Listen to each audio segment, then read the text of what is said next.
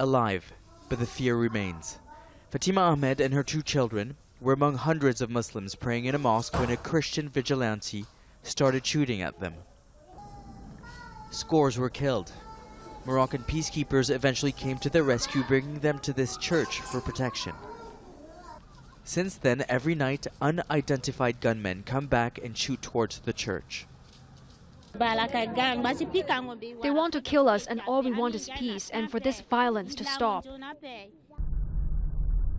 Bangassou is regarded as one of the most dangerous places to be in Central African Republic. Christian militias control this town. Under UN escort, our minders told us it is too dangerous for us to venture out alone. Christian vigilantes are accused of killing Muslims. Animosity is said to be fanned by politicians and local leaders. On the other side of this conflict are the Seleka Muslim fighters, located just outside of town. They're accused of targeting Christians. Both groups are said to be responsible for attacks on UN forces and aid agencies. The violence in the region is said to have displaced an estimated 1 million people, mostly Muslims. The safety and security of these people depends on the presence of UN peacekeepers.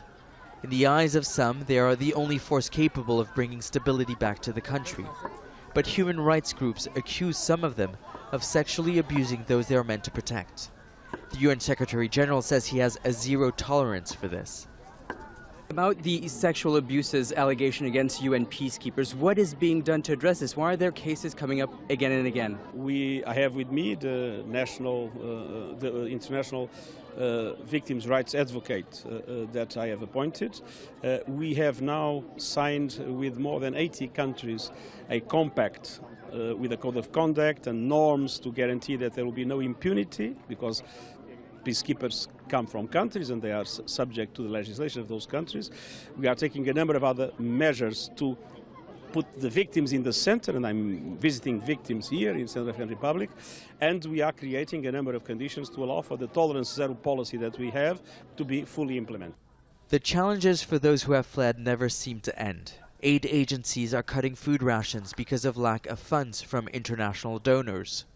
As a result, children are not just going hungry. In some places, they're dying of malnutrition. The Secretary-General says what's happening here cannot be ignored. For Fatima Ahmed, her world is marked by the walls of a church. But at least, for this time being, she and her children are safe. Nicolas, Haque, Al Jazeera, Bangassou, Central African Republic.